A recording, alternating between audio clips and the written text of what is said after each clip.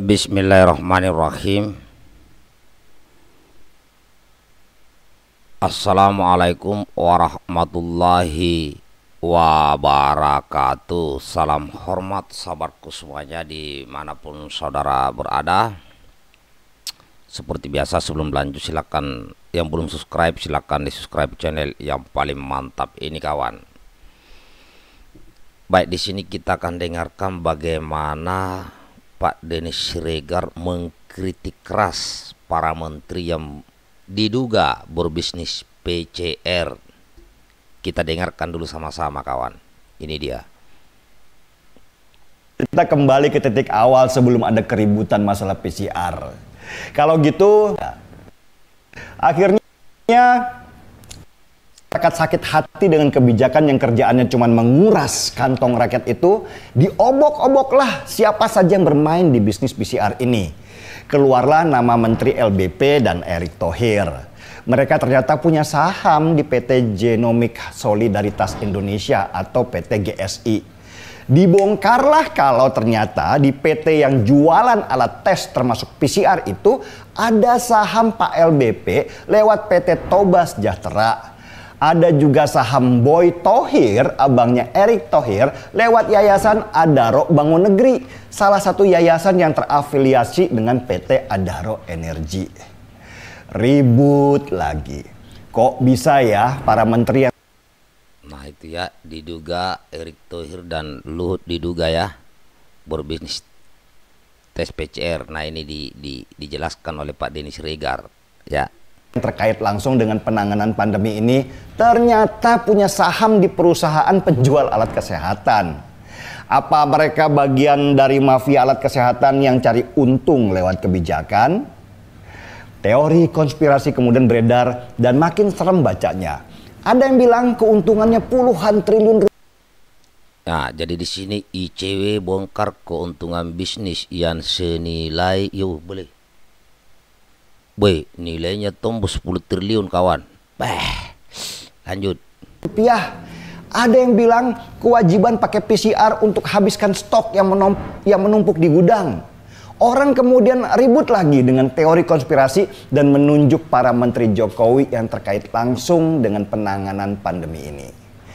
Lihat, karena para menteri mengobok-obok air yang tadinya bersih dan tenang. 23 triliun uang berputar di bisnis PCR. Ngeri. Hingga menjadi keruh, akhirnya kotorannya pun jadi terlihat.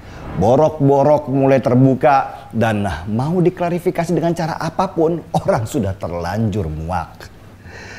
Siapa yang salah?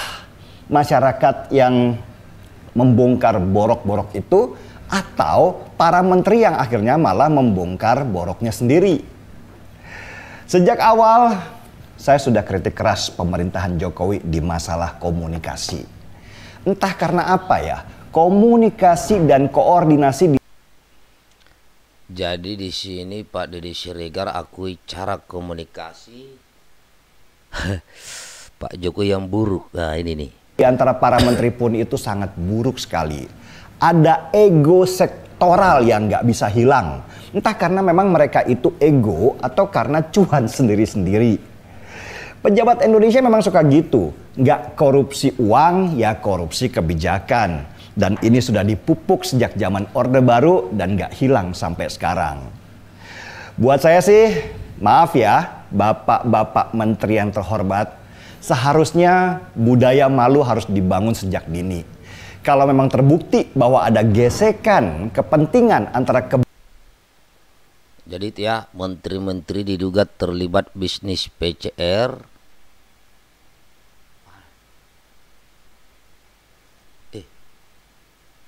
Wah, harus mundur. Lanjut. kebijakan dan cuan, ya mending mundur aja deh. Jadilah menteri atau jadi pengusaha aja, biar jelas sekalian. Kalau terbukti dan kalian masih ngotot dengan jabatan, malu sama anak cucu kita nanti yang diajari tebal muka meski sudah dapat tamparan keras di wajah. Pelajaran buat kita semua, kalau air sudah tenang, jaga ketenangan itu dengan bijaksana. Kalau serakah pengen dapat lebih karena menganggap bahwa masyarakat bisa dibuat percaya dengan kebijakan apapun juga, jangan salahkan kalau rakyat membuat saluran informasinya sendiri. Dan kalau itu terjadi, bisa terbongkar apa yang selama ini disembunyikan dengan rapat-rapat.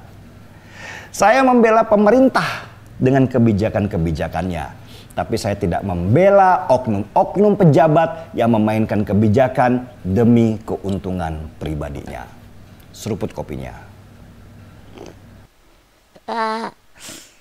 Minum kopinya dulu. Seruput kopinya dulu. Seruput kopinya. Seruput kopinya dulu.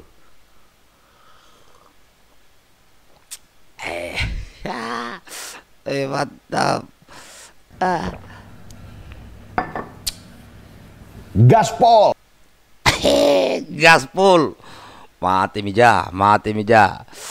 Oh, kare. Jadi begini kawan.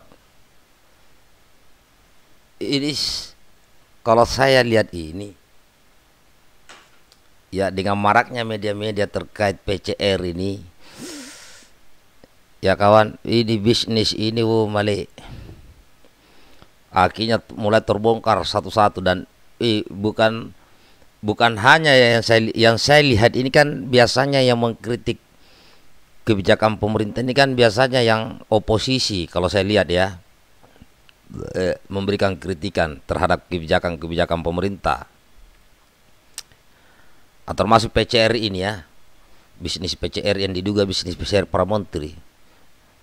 Nah, saya lihat ini Pak Denny Siregar ini ternyata juga keras juga mengkritik. Kalau bisa ya dikritik, dan kalau bisa mundur dari menteri. Cakap-cakap. Artinya ini masyarakat akan membuat sendiri poros media, dan ini akan semakin terbongkar kebobrokan kebijakan oknum-oknum pejabat ini. Ya, mudah-mudahan aja Pak Jokowi ini tahu. Kalau tahu ya reshuffle semua menteri-menteri yang bermain begini. Tunjukkan bahwa memang Jokowi itu adalah seorang presiden Republik Indonesia.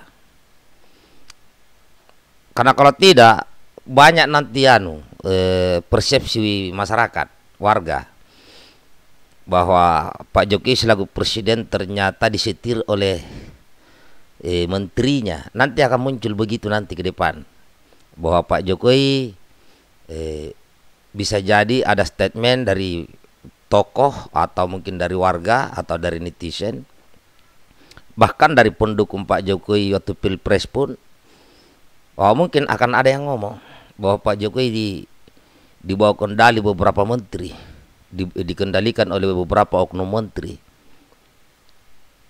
Ya kan? Karena ini bisnis PCR ini ngeri. Ya, memang harus mundur. Wah, keras ini. Kritikannya Pak Siregar mantap lah, sip. Bagikan videonya kawan. Pokoknya keren lah. Assalamualaikum warahmatullahi wabarakatuh.